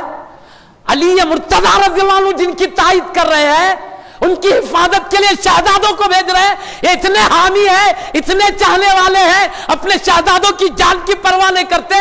ایسے عثمان غنی رضی اللہ عنہ کے دشمن جو منافقین سازش کرے تھے, کبھی ان کے خلاف زبان کیوں نہیں چلتی آپ لوگوں کی؟ کیوں ان کے خلاف قلم نہیں چلتا؟ انہوں نے کیا قصور کیا؟ ان کی عظمتوں کا انکار ہے کیا؟ کیا پیارے نبی نے غلط بیان کیا کیا ان کی شان؟ یوں ہی اپنی دو بیٹیوں کو نکاح میں دے دیا, کچھ بھی عظمت نہیں تھی تو آخر ان کے بارے میں کیوں تائید نہیں کرتے ہو؟ ہمارا ایک سوال ہے بھائی, یہ بغاوت نہیں ہے؟ ان باغیوں کے خلاف کبھی کیوں نہیں بولتے ہو؟ جن کے خلاف خود علی مرتضیٰ کو اٹھ کھڑے ہوئے تھے، جب دیکھے معاملہ بہت درہم برہم ہے، اپنے شہزادوں کو جان کے خطرے میں ڈال دیا تھا ان باغیوں کے خلاف میں۔ پہلے سے کئی صحابہ تھے، اس کے باوجود آپ نے اپنے شہزادوں کو بھیجا تاکہ عثمان غنی کے خون کی حفاظت ہو، لیکن یہ بزدل گھر کے دروازے سے پیچھے چھت توڑ کے کود کے ایسے ٹائم شہید کرتے ہیں جب کہ آپ روزے کی حالت میں ہیں، قرآن مجید کی تلاوت کر رہے ہیں، آپ کی زوجہ مطہرہ بیچ میں آئی روکنے کے لیے، ان کی انگلیاں کٹ جا رہی۔ کبھی تائید کرے کیوں ان باغیوں نے کیا کبھی منافقین کے خلاف بولے؟ ان سے کیا دوستی ہے منافقین کی؟ تم سے کیوں نہیں بولتے؟ اسلام کے دشمنوں کو کیوں نہیں بولتے؟ صحابہ جو اسلام کے لیے جان قربان کیے انہی کے خلاف کیوں بولتے ہو؟ دینی جذبے کی وجہ سے لڑائی ہوئی، جانتے ہو خود علی مرتضیٰ رضی اللہ عنہ سمجھتے، حسنین کریمین سمجھتے، جبھی تو صلح کے بعد امام حسین رضی اللہ عنہ بھی راضی ہے، اہل بیت راضی ہے، تمام صحابہ راضی ہے، اور اس وقت لڑائی ختم ہوئی، اس کا نام بزرگوں نے رکھا عام الجمع، جمعیت کا ساتھ، کوئی لڑائی نہیں، اتفاق کا ساتھ۔ ان کے ساتھ کیوں نہیں ہوتے جو اسلام کے لیے اپنی زندگیاں وقف کی؟ ان کی 40 سالہ دور میں امیر معاویہ رضی اللہ عنہ کے کیا منافقت پیش آئی بولو، کیا کفر و گمراہی پیش آیا بولو؟ اگر ذرا بھی خرابی ہوتی تو حضرت عمر فاروق اعظم رضی اللہ عنہ ملک شام کا گورنر کیوں رکھتے انہیں؟ عثمان غنی رضی اللہ عنہ اپنے دور خلافت میں کیوں عمر فاروق اعظم رضی اللہ عنہ کے اس منصب کو باقی رکھتے؟ عثمان غنی رضی اللہ عنہ کو ملک شام کا گورنر بنایا تھا، عمر فاروق اعظم رضی اللہ عنہ نے پوری اپنی زندگی تک باقی رکھا۔ ان کی وہ جلالت تھی، ذرا بھی کوتاہی کسی گورنر میں دیکھتے گورنری سے نکال دیتے، ان کو آخر وقت تک نہیں نکالنا بتا رہا ہے۔ کوئی خرابی انہوں نے عمر فاروق اعظم رضی اللہ عنہ امیر معاویہ رضی اللہ عنہ میں نہیں دیکھی، جن کے سامنے زندگی وہ نہیں دیکھے۔ 14 صدی پیچھے ہم دیکھ رہے ہیں جھوٹی سچی کتابیں تاریخ کی پڑھ کر۔ معزز سامعین، عثمان غنی نے باقی رکھا، 20 سال تک دین کی خدمت کرتے رہے۔ یہ ملک شام کے گورنر تھے، بستروں پر سوتے نہیں رہے۔ دشمن جو اسلام کو میٹنا چاہتے تھے ان کی پوری کوششوں کو ناکام بنانے میں کوشش کرتے رہے۔ پھر اس کے بعد بولوں میں، حضرت امام حسن نے خلافت حوالے کر دیا تو یہ 20 سالہ تو حکومت ہوئی آپ کی، اور یہ 20 سالہ خلافت ہوئی، جملہ 40 سال تک دین کی خدمت کی ہے، اسلام کی حمایت میں کی ہے، سمندر کے پار جا کے دشمنوں سے لڑ کے دھپا مار کے پوری سلطنت اسلام میں داخل کی ہے۔ کوئی منافق کرتا ہے کیا؟ ذرا سوچ کے فیصلہ کرو۔ میں صرف سوچنے کی دعوت دے رہا ہوں، کسی اور کی طرح جو ہم کو گالیاں دے رہے ایسے میں گالیاں نہیں دے رہا ہوں، صرف سوچنے کی دعوت دے رہا ہوں۔ ان کے اعمال میں دیکھو، جبھی تو پیارے نبی نے کیا فرمایا؟ امام حسن صلح کریں گے نہیں، اللہ حسن کے ذریعے صلح کرائے گا، خود اللہ صلح کرائے گا۔ منافقین سے اللہ صلح کرائے گا؟ اللہ تو منافقین کی میٹنے کا حکم دیا ہے قرآن میں، ذرا پڑھ کے دیکھو منافقین کے لیے کیا حکم آیا ہے قرآن و حدیث کا۔ سب چیزیں دیکھ کر بعد میں فیصلہ کرو۔ اتنے بڑے اہل سنت کے بڑے بڑے بزرگوں کو اب صحابہ کو نہیں چھوڑے تو اب بچیں گے کیا؟ ہماری حیثیت تھی کہ اب صحابہ کچھ نہیں ہے تو سوچ کے فیصلہ کرو۔ دنیا میں ہے سوچنے کا موقع، خبر میں جا کے بولیں گے یہ سب ہم نے غلطی کی ان پاکیزہ ہستیوں کے خلاف جن کو پیارے نبی نے کچھ نہیں بولنے کے لیے کہا تھا، ہم نے بول کے مصطفیٰ کی مخالفت کی، پیارے نبی نے ان کا اکرام کرنے کا حکم دیا تھا، ہم آقا کی نافرمانی کر کے آج مصیبت میں پڑے ہیں، اے اللہ دوبارہ بھیج، اب ایسا نہیں کریں گے تو کیا موقع ملے گا کیا جی؟ اپنے آپ کی فکر کرو، اپنی اولاد کی کرو، بے جھجک بڑے بڑے ہستیوں کی بے ادبیوں میں مت جھونکا دو اپنی خاندان کو۔ اب جب بڑوں کا ادب نہیں تو چھوٹے ان کے نیچے والے، پورے اولیاء نیچے والے بآسانی بے ادب ہو جائے گا۔ آدمی بے ادب ہو کے محبوبوں کا کیسے ایمان سلامت لے جائے گا اللہ کے دربار میں؟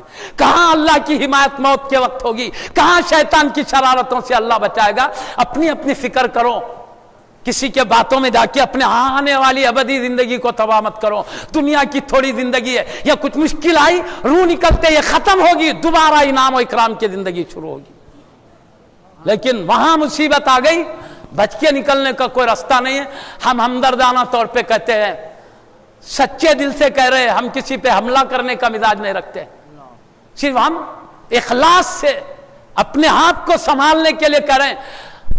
ہمارے اوپر بھروسہ نہیں ہے تو مسجد کے صحن میں ہم کہہ رہے اخلاص ہے ہمارے پاس، ہمارے ایمان کا تو لحاظ کیجئے، کچھ نہیں تو نہیں، ہم سچے دل سے کہہ رہے ہیں، ہمارے جذبات میں کسی کو گالیاں دینے کا بھی مزاج نہیں ہے، ہم صرف سمجھا رہے ہیں۔ بھائی اتنے بڑے بڑوں کو کہنا یہ لوگ نہیں سمجھے ہم سمجھ رہے ہیں، سمجھنا علم ایک دریا ہے بھائی، کسی بھی معاملے میں ہم بزرگوں کو دامن پکڑ کے چلتے ہیں، یہ معاملہ گالی دینے کا اپنے سے سمجھ لیے چلے گئے، ایسے کام کرنے سے خیر کوئی کیسے بھی کرے ان کی مرضی، لیکن جو لوگ اہل سنت کے بزرگوں پہ بھروسہ کرتے ہیں، اولیاء علماء پہ، محدثین مفسرین فقہاء پہ بھروسہ کرتے ہیں، ان کو چاہیے کہ دونوں کا ادب ساتھ لے کے چلے۔ حضرت امام جعفر صادق رضی اللہ عنہ یہ حبیب پاک کے لاڈلے نواز تھے، امام جعفر صادق رضی اللہ عنہ حضرت امام باقر رضی اللہ عنہ کے شہزادے، امام باقر رضی اللہ عنہ حضرت امام زین العابدین رضی اللہ عنہ کے شہزادے، امام زین العابدین رضی اللہ عنہ امام حسین رضی اللہ عنہ کے شہزادے، اور امام حسین رضی اللہ عنہ علی مرتضی حیدر کرار رضی اللہ عنہ کے شہزادے، اور علی مرتضی حیدر کرار رضی اللہ عنہ پیارے نبی کے چچا کے بھائی ہیں۔ یہ بڑا گھرانہ بڑا خاندان رکھتے ہیں۔ ایک مرتبہ یہ خاندان پہ ظلم ہوا ہے، اور جو ظالموں نے نفس کی شرارت کی وجہ سے ظلم کیا، آج تک اہل سنت کی تمام بزرگوں کی کتابوں میں ان پہ لعن طعن ہے، سخت ترین کلمات، صرف اس حد تک جہاں دینی جذبے میں لڑائی ہوئی، جس کو اللہ کے پاس بھی معافی کی بشارتیں اللہ نے کہہ دیا، فتح مکہ سے پہلے بعد والے تمام صحابہ سے اللہ نے جنت کا وعدہ کر لیا، اور پیارے نبی بھی بول دیا میرے دیکھنے والے اور دیکھنے والوں کے دیکھنے والوں کو جو دوزخ نہیں ڈلائے گی، بول دیے اللہ نے کہا، حبیب نے کہا۔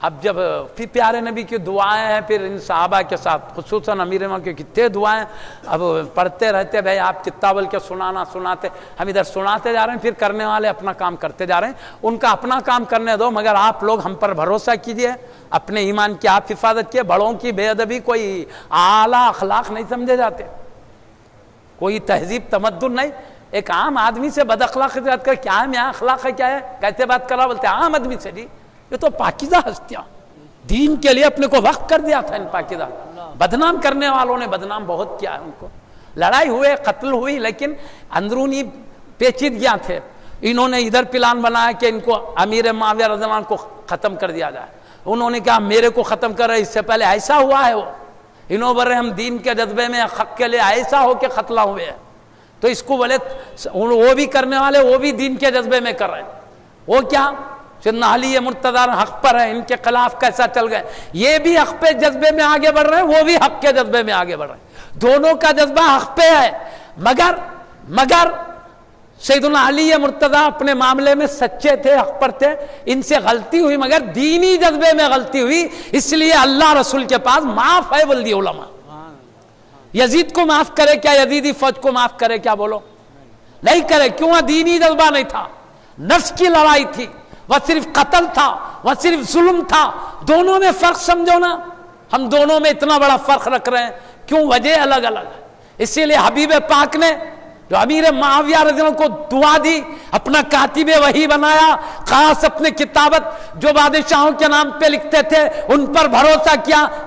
یزید کی شان کا بھی بتائی کیا، یزید کے بارے میں تو کہا سب سے پہلے میری امت میں فتنہ ڈالنے والا یزید ہوگا، بولے بنی امیہ میں ایک فرد ہوگا سب سے پہلے فتنہ ڈالے گا، بولے اس کا فتنہ کب سے شروع ہوا؟ امیر معاویہ کے پردہ کرنے کے بعد حکومت پہ بیٹھا تب شروع ہوا، تو امیر معاویہ تھے ہی نہیں اس کے فتنے کے وقت، جب امیر معاویہ یزید کے فتنے کے وقت تھے ہی نہیں تو امیر معاویہ کیسا ذمہ دار ہوتے جی اس کے فتنے کے؟ یزید کا راسو پورا لا کے ابا جان کو کر رہے ہیں۔ میں آخری بات کہہ کے رخصت ہو جاتا ہوں، کیونکہ یہاں حضرت سیدنا علی مرتضیٰ کی عظمت کا معاملہ ہے، ہر ایک عظمت کو مانتے تھے، بتانے کا مقصد پھر یہ لڑائی کیوں ہوئی تو دینی جذبے میں ہوئی، آپ کی محبت و عظمت کے خلاف عداوت میں نہیں ہوئی ہے، یہ سب عظمت رکھنے والے، یہ بتانا مقصود ہے۔ حیدر کرار رضی اللہ عنہ سے امت کے کوئی فرد بغض نہیں رکھتے، سارے مسلمان محبت، یہ صحابہ ہم سے بڑھ کر محبت رکھتے، یہ لڑائی کیوں ہوئی دینی جذبے کی، میں وہ بتانے کے لیے کہہ رہا ہوں۔ سنو میں بتاؤں آپ کو دین کا قانون کیا ہے، باپ سے قصور ہو تو شریعت میں بیٹے کو سزا دینا نہیں ہے، بیٹے سے قصور ہے تو باپ کو سزا دینا نہیں ہے، ہے پکی بات، شریعت کا حکم ہی ایسا ہے. بھائی سے ہوئے تو دوسرے بھائی کو سزا دینا نہیں ہے، شریعت کا قانون بتا رہا ہوں، دوسرے کیا ہے ہم کو نہیں معلومات. ہمارے پاس جو جرم کرا وہی قابل مذمت ہے، دوسرے اس کے رشتہ دار خاندان والے نہیں ہوتے گرفت میں آنے. تو اسی طرح یزید نے قصور کیا تو ابا جان ہے بلکہ امیر معاویہ کو کیسا بول سکتے؟ جی میں آپ کو بتاؤں انہیں یہ کیا وہ کیا، ٹھیک ہے. پھر اس کے لیے خلافت کے لیے کیوں اعلان کیا گیا؟ پہلے تو وہ بھی مشتبہ ہے اعلان، میرے پردہ کرنے کے بعد انہیں خلیفہ ہوگا نہیں ہوگا، وہ پہلے ہی وہ بھی ناقابل اعتماد ہے. بعض علماء نے کہا اس کا اعتماد نہیں، اعتماد بھی کر لیں ایک بات کو، یعنی ظاہری جنگوں کو دیکھ کر کہیں فتنہ نہ ہو، یزید کو سب میرا بیٹا ہے بلکہ سب ایک دم ساتھ دیں گے، کوئی دوسرا ہے تو پھر دو ٹکڑے نہ ہو، کیا کیا سوچے کہ امت کے اصلاح کے. مگر یزید ایسا نکلتا سو حضرت کو کیا معلوم. امام حسین رضی اللہ عنہ کا جو شہادت کا معاملہ کربلا میں پیش آیا، امیر معاویہ کی زندگی میں پیش آیا یا آپ کے پردہ کرنے کے بعد؟ مکے پہ یزید نے حملہ کیا، مدینے پہ حملہ کیا، یہ واقعہ امیر معاویہ کی موجودگی میں ہوا ہے آپ کے وصال شریف کے بعد؟ آپ پردہ کر گئے، بعد میں ہونے والا ہے. بعد کے حالات کے امیر معاویہ یہ کیسے ذمہ دار ہو سکتے ہیں؟ میں اگر بولوں تھوڑی دیر کے لیے مان لو آپ نے میرے بعد ان کو حاکم ماننا، اگر بولے بھی ہیں ایسے ٹائم بولے جبکہ اس کی کوئی برائی ظاہر نہیں ہوئی تھی. برائی ظاہر ہونے کے بعد بولتے تو آپ کو بولتے اتنے برے کے لیے نصیحت کریں. یہ برائیاں بعد میں ظاہر ہوئی، جب سے اہل بیت کو شہید کیا تب سے گالی دے رہے یزید کو، اس سے پہلے سے. پہلے تو ان کے ابا نے تو جنگ میں بھیجا تھا زبردستی کر کے، جا لڑ جا، بلکہ قسطنطینیہ کی جنگ میں، کیونکہ پہلے قافلے کو بھیجے مصیبت آئی تو انہیں بولا گھر میں بیٹھ کے اچھا ہوا میں نہیں گیا، میں جاتا تو میرے کو بھی مصیبت آتی. بولے تو حضرت جلال میں آ گئے، دیگر مسلمانوں کو مشکلات آئے تو یہاں بیٹھ کے ورا میں نہیں گیا سو اچھا ہوا میں مصیبت سے بچ گیا. جب ایسا سوچ رہا تو اس کو بھیجو زبردستی، پھر دوسرے قافلے میں بھیجو اس کو. پہلے تو ابا جان دین کے خدمت میں لگا ہے اس کو، سمجھے. اس وقت ابھی یہ جرمہ ظاہر نہیں ہوئے تھے، اہل بیت کا شہادت پہلے نہیں ہوا. مکے پہ حملہ امیر معاویہ کے زمانے میں نہیں ہوا، مدینے پہ حملہ جب نہیں ہوا تو تب اگر انہوں نے نصیحت کی تو یہ قصوروں سے صاف تھا تب کیا ہے، تو اس کی ذمہ داری ہے حضرت پہ کیسا آئیں گے. میں آپ کو بولوں شیطان اچھا ہے یا برا ہے؟ آپ بولیے. شیطان کو لعین بولتے نا، اللہ کا ملعون ہے، اللہ کی لعنت برستے رہتی ہے ہر دم اس پہ، ملعون ہے. اللہ جنت میں رکھا کہ نہیں رکھا؟ ملعون کو رکھا نا، فرشتوں کا معلم بنا کے رکھا. اور تفسیر ساوی میں لکھا ہے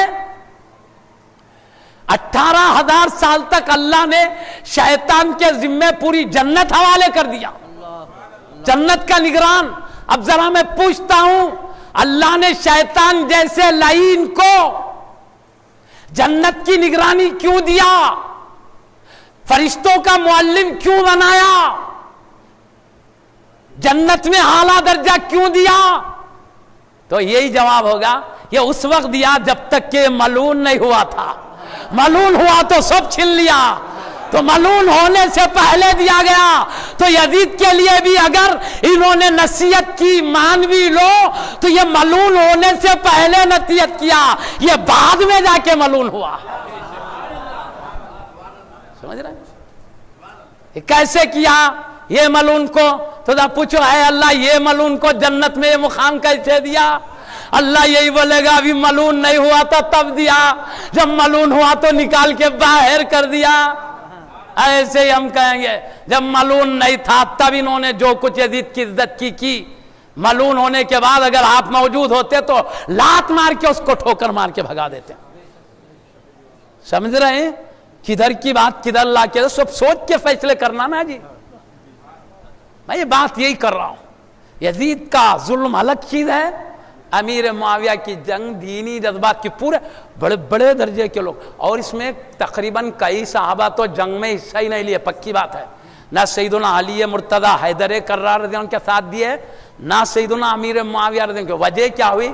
جنہوں نے حضرت سیدنا علی مرتضی حق سمجھا، حق سمجھنے والے صحابہ نے علی مرتضی رضی اللہ عنہ کو ساتھ دیا، اور جنہوں نے یہ سمجھا امیر معاویہ خون کا بدلہ مانگنے میں حق ہے کیونکہ ایک دین کا جذبہ وہ سمجھے، انہوں نے ان کا ساتھ دیا۔ اور بعض صحابہ اور کثیر تعداد میں ان کو سمجھ میں نہیں آیا، ادھر بھی بڑے ادھر بھی عظمت والے ہیں، کچھ سمجھ میں نہیں آیا تو نہ ان کا ساتھ دیا نہ ان کا، سب اپنے اپنے اجتہاد سے کام لیے، جس کو جو حق نظر آیا وہ ساتھ دیے، جس کو کچھ نہیں سمجھ میں آیا اس سے بچے رہے۔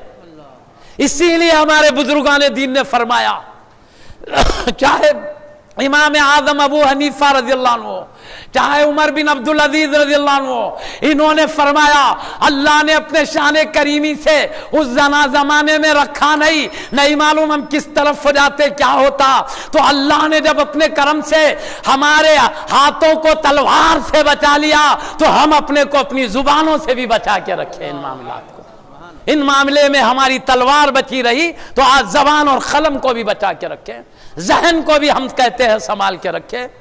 اس لیے بزرگان نے اچھی اچھی تعویل کریں گے، وہ حضرتیاں پاکیزہ دل تھے، پیارے نبی کی صحبت کے لیے چنے ہوئے تھے۔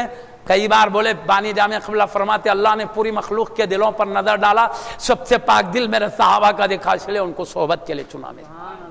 وہ پاکیزہ دل تھے، نفس کے لیے لڑائی نہیں کرتے تھے، دینی جذبے میں ہو گئی تھی جو کچھ ہوئی۔ اس لیے یہاں کا معاملہ اور ہے، یزیدی معاملہ ادھر کے سب فتنے لا کے امیر معاویہ کو رضی اللہ عنہ کو گالی دینے مت لگاؤ، دونوں میں فرق کرو، دونوں میں فرق کرو، بس ہماری یہ دعوت ہے۔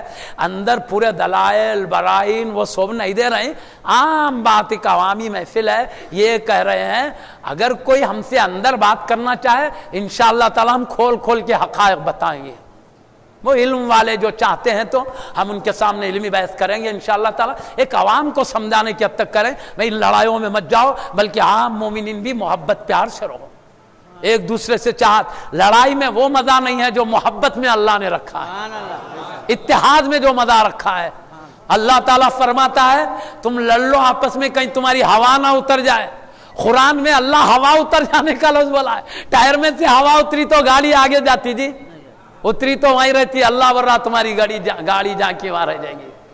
اس لیے اتحاد کو آپس میں جانے مت دو، اور ہم کیسا سنجیدگی سے صرف ہم دلائل کی روشنی میں بات کریں، اٹھا کے کسی کو گالی نہیں دے رہے ہیں، ایسے کام مت کرو بھائی، گالی دینے کے کوئی بات نہیں سمجھے، ہم قرآن کی آیت غلط پڑھے یہ بولو، مطلب غلط سمجھائے وہ بولو، حدیث غلط پڑھے وہ بولو، کوئی بھی مانتا، چلو بھائی انہوں لا کے بخاری میں نہیں بخاری کی حدیث بول دیا، مانتے ہم نہیں ہیں تو رجوع کر لیتے، غلطی ہو گئی بھول ہو گئی تو، مگر گالی دینا یہ جواب ہوتا کیا جی؟ دلیل غلط ہے وہ بولو، تمہارا جواب سمجھا جائے گا۔ ہم نے کیا غلط بولا، حدیث غلط سنا ہے وہ بولو، یہ اٹھا کے خالی گالی دے رہے، سید کو سید نہیں ہے بول دے رہے، کیوں؟ صحابہ کا ادب بتایا تو سید نہیں رہتا انہیں، بڑے بڑے سادات کرام ہے اہل بیت صحابہ کا اکرام بتانے والے، پوروں کو نکال دے تو اب کون بچ کے رہتا بولو؟ میں ایک آخری بات کہہ کے رخصت ہو جاؤں، چاہے کہیں کے بھی سید ہو، کسی بھی فرقے کے سید ہو، میں ان کے بارے میں عرض کر دیتا ہوں، کسی بھی فرقے کے سید ہو ان کے بارے میں عرض کر دیتا ہوں، سنیے، کوئی بھی سید ہو، تاجدار اہل سنت کی بات پھر یاد آئی میرے کو، میں بول دیتا ہوں، حضرت نے فرمایا کسی کے لیے سند مانگنا غلط ہے سید کے بارے میں، سید سند میں تم سید ہے سند لاؤ بولنا غلط ہے، کسی سید پہ یا کسی خاندان والے پہ سند دینے کی ذمہ داری نہیں ہے، بلکہ شہرت پر بھروسہ کرنے کا ہے، بھائی خاندانی طور پر یہ خاندان بولتے آ رہا، سادات سے چلا آ رہا، بس اگر کوئی غلط بول رہا تو وہ ذمہ دار ہے، لیکن ہاں حضرت نے لکھا تحقیق سے معلوم، تحقیق بولے تو بڑے لوگ جانتے ہیں ان کے بڑے لوگوں کو خاندان کے کہ یہ لوگ اپنے آپ کو دوسرے خاندان کی طرف منسوب کرتے تھے، یہ زندگی گزارے، اچانک بیٹا کے سید بول رہا ہے، یہ تحقیق بولتے ہیں۔ ہاں تحقیق سے اگر معلوم ہو کہ یہ تحقیق بولے سے معلوم ہو تب کہہ سکتے ہیں سید نہیں ہے، صرف عداوتوں میں دشمنیوں میں سید نہیں ہے بول دینا یہ ظلم ہے ایک اہل بیت نبی کے اوپر، کسی کا بھی ہو۔ ہم اہل سنت کسی اور جماعت کے سید کو نہیں بولنا چاہیے، اور جماعت کا سید اہل سنت کے سید کو نہیں بولنا چاہیے، سب کے لیے ہے قانون۔ البتہ سنو، میں ایک حکایت حضرت فرماتے ہیں، ایک حکایت اس معاملے میں میرے پیش نظر ہے، بولے ایک حکایت میرے سامنے پیش نظر ہے، وہ کیا؟ تاجدار اہل سنت، تاجدار اہل سنت سادات کا اتنی اکرام بتا رہے ہیں، لیکن لوگ آج تاجدار اہل سنت کے خلاف بول رہے ہیں، کیوں؟ انہوں بھی صحابہ کا ادب بتائے، بلکہ ارے کم سے کم دیکھو جو کتنے اہل بیت کی شان بتا رہے ہیں، احترام بتا رہے ہیں، اس کا تو خیال کرنا، وہ ہماری عزت بچا رہے ہیں، ہم بے حرمتی کرتے جا رہے ہیں، یہ صحیح طریقہ ہے جی؟ دیکھو وہ ولی ہماری عزت کے لیے کیا کیا فیصلے شریعت کے قانون سنا رہے ہیں۔ حضرت ایک حکایت سنائے، کیا یہ حکایت سادات کے بارے میں میرے پیش نظر ہے، بولے بزرگوں کی لکھی ہوئی ایک حکایت، ایک سید زادے کی لڑائی کسی عام آدمی سے ہو گئی، لڑائی ہوئی تو وہ سید زادے نے کہا میں سید ہوں، بلکہ بولے یعنی زیادہ میرے اوپر ظلم مت کرو، کیا مقصد تھا؟ میں سید زادہ ہوں، بولے تو وہ آدمی نے کیا کہا؟ تم سید ہے سو سند لا کے بتاؤ، بولا سید ہے سو دلیل دے کے بتاؤ، تو بولے بھائی میرے پاس کوئی دلیل ولی لکھی ہوئی نہیں ہے۔